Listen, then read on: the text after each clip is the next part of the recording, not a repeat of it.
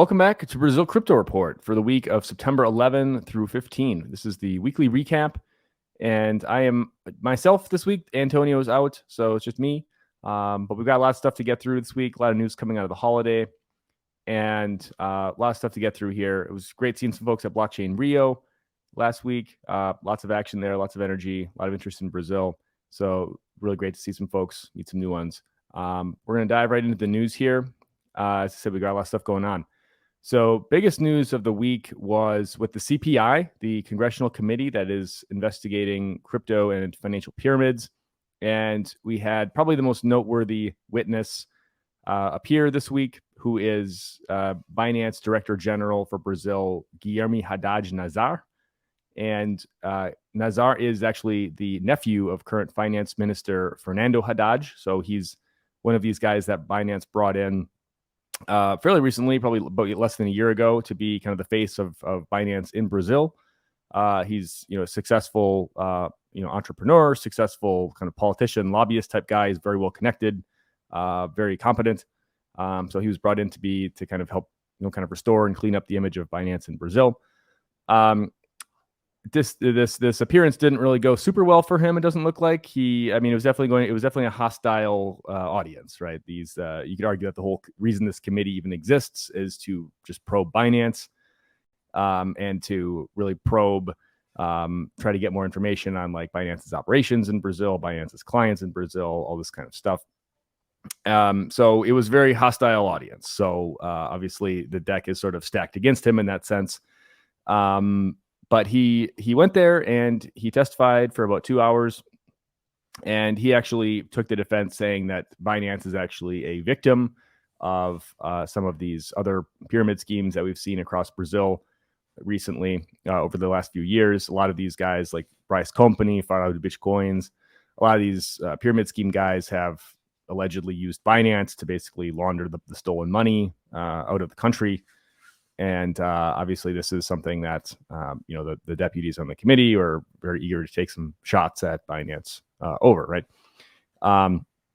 So we had that going on, and then so he took some heat over Binance's sort of tax positioning in the country. Like, why isn't Binance paying taxes? Why isn't Binance reporting its users' transactions to the Receita Federal, like these other local exchanges are doing? And his response was kind of what basically Binance has been saying all along, which is that we're an international company, we're not necessarily subject to the same rules, yada yada yada. So we've kind of heard this all before from Binance, not necessarily surprising.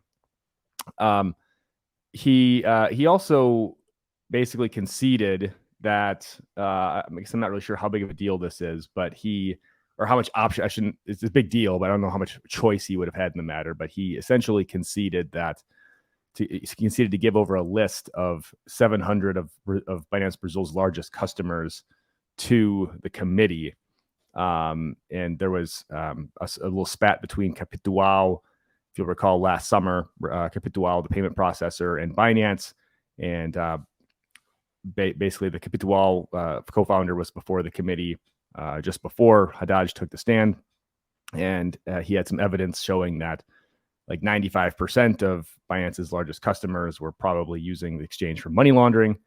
And the committee hit Haddad with this new information, and Haddad was, or Nazar, I should say, Haddad Nazar was sort of unaware of it, but he was like, look, if you guys present a formal request for these names, we can give you this information. And he didn't really have a whole lot of choice in the matter. The committee does have the authority to unseal bank accounts, unseal otherwise secretive information. So he definitely took a little bit of heat here. And this spat between Capitual and Binance has really been heating up, and it's still underway in the courts as well. They're fighting on a variety of fronts here, but also within this committee. So I don't know what's going to come of this. I mean, this whole committee kind of seems like just political theater. But this was obviously their number one target. Was Nazar himself, and it looks like they put a few chinks in his armor. We'll see what comes out of that. So I've got more detailed analysis of this in my newsletter this week if you want to take a look at that. There's a few more things that happened, but I think we got the main points here. So we'll move on to the next story. this was really interesting. It didn't really get picked up by the Brazil media too much, but it got picked up by the block here, which is Coinbase is going to use the Brazil's G20 presidency next year as an opportunity to basically push through some global consensus on crypto rulemaking, right? So Brazil is obviously pretty advanced and forward thinking on financial innovation and just kind of rethinking the financial system. And Coinbase sees this as an opportunity to kind of reset some of the dialogue around crypto rules globally. And obviously, Coinbase has been sort of under fire in the U.S. and they're looking at other markets. But they see Brazil's a pretty promising one, and the G20 is obviously a nice place to sort of push some of these these types of ideas. And obviously, Brazil being the host of the G20 and the president, they basically get to set the agenda to a certain extent anyway. So fairly clever move by Coinbase here, I would say, in trying to use the G20 as a lever, basically, and using Brazil's presidency as a lever here to get some favorable rules or favorable dialogue moving globally. So very clever. And you can this piggybacks off of this post that Coinbase put out last week, where they were kind of outlining a bit more of the international strategy. Their kind of go broad, go deep international strategy, which you can see on this map here of which kind of countries they are looking at. And it's kind of funny. It's basically everywhere except the U.S. has like crypto rules in place. Kind of funny that they're basically just taking outright shots at the U.S. here, but they did note that Brazil is a key market for them, and that CEO Brian Armstrong is expected to actually come to Brazil later this year to meet with some stakeholders. So we'll definitely be following that. Moving on here. So Chainalysis came out with their global crypto adoption rankings this week. They do this every year, kind of a big study that they put out. And I guess irrespective of your opinion of Chainalysis, some people like them, some people don't. Everyone has a right to their opinion on blockchain analysis companies, I suppose. But I think the fact is that their research is probably in their data services are probably like the best out there as far as, especially as far as kind of adoption and who's doing what where in the world with cryptocurrency. So Brazil actually fell 2 slots. It was in 7th place last year, and in this year it's actually in 9th place.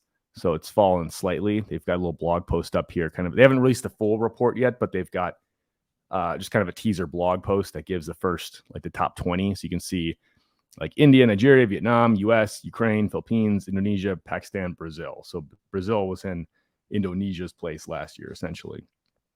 So things doesn't necessarily mean that adoption in Brazil has declined, but it's just maybe declined relative to other countries, I suppose. So we'll find out a bit more once the full report is actually released. And I'm going to try to get Kim Grauer, who's the head of research at Chainalysis. I'll try to get her on my podcast to have her explain in a bit more color of how they kind of determine all this stuff. I had her on a couple of years ago where she walked through some of this adult methodology, but we'll try to do an update. Also notable that there's a couple of other Latin American countries on here. Argentina and Mexico both came in 15 and 16 respectively. So Brazil is still by decent margin still the leader in Latin America. So we'll be tracking this one again once Chainalysis comes out with the full report. Also, we had Transfero obtained a payments institution license from central bank. So congratulations to Transfero. That's a pretty big deal. Basically allows them to connect to the Brazilian financial system, to the network. Opens up the door for new types of products and services for their customers. Just kind of another step in just sort of legitimizing this creating more bridges between crypto and crypto assets and the traditional financial system. So nicely done by Transfero here. I think they join. There's a few other exchanges that have also obtained these licenses. Bitso has one. Bitso Brazil, Mercado Bitcoin, I believe, has one. There's probably a couple more crypto native firms that have obtained these. So it's not necessarily groundbreaking, but it's still it's worth celebrating. It's noteworthy. We also have a new crypto on-ramp payments startup called Ramp. that has enabled Pix functionality for clients in Brazil. So Ramp is actually it's a pretty big deal. They've raised about, I think this article in CoinDesk here that I'm looking at doesn't give a whole lot of background on the company, but they've actually they raised about $70 million recently in a round. They got about, something like $400-500 million valuations. It's a pretty big company.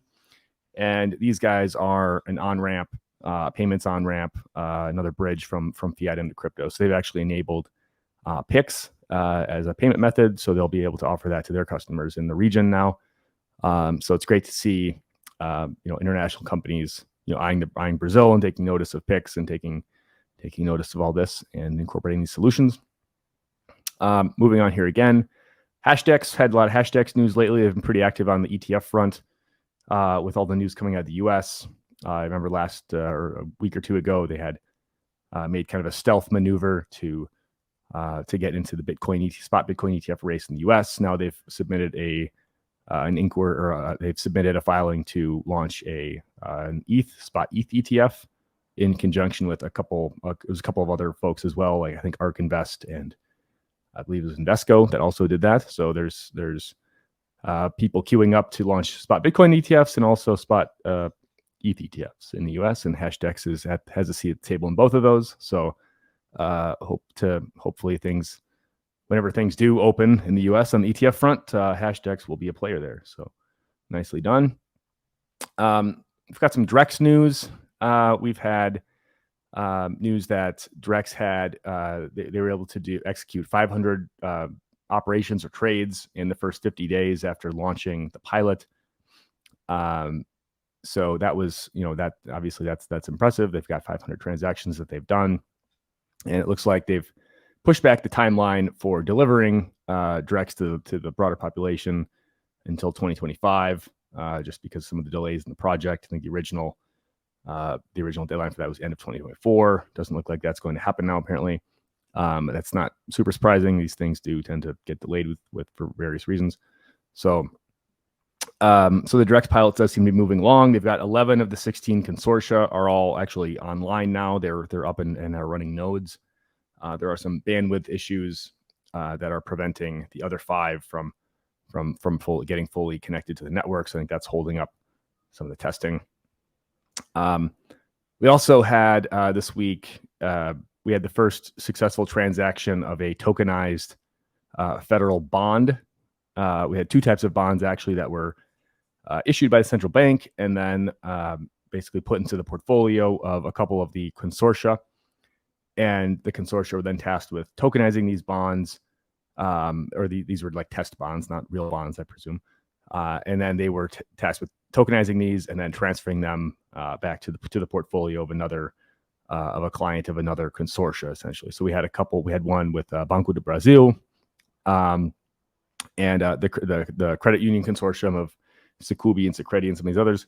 And then we had also Banco BV and Banco Inter that were also able to exchange one of these bonds as well. So that's pretty cool. So things are moving along in the Drex front. I think that was definitely a big theme of Blockchain Rio this last week, was just a lot of the innovation, a lot of the developments on the Drex side of things. That's really cool to see. Lastly, some international news here. We have Ripple opening up its liquidity hub to Brazil and Australia. I'm not super familiar with what the liquidity hub is. I know it exists, so I don't know exactly what it is, but basically it says here that it provides businesses a streamlined way to buy, sell, and hold digital assets, which maybe isn't super illustrative, but I think nevertheless, Ripple has been expanding its presence in the region, has a team here. It's been brokering some new partnerships here in Brazil, so that's super interesting. And obviously, Ripple continues to be kind of a player in digital asset markets, especially given its victories in the U.S. against the SEC and whatnot. It's still definitely very relevant. And so very cool to see that. And be sure to check out this week's newsletter for kind of more detail on all these stories. And there's a lot more stuff that I didn't even have time to get to here. So be sure to check out the newsletter. There's a lot going on in Brazil right now. So appreciate all your time, and I will see you all next week.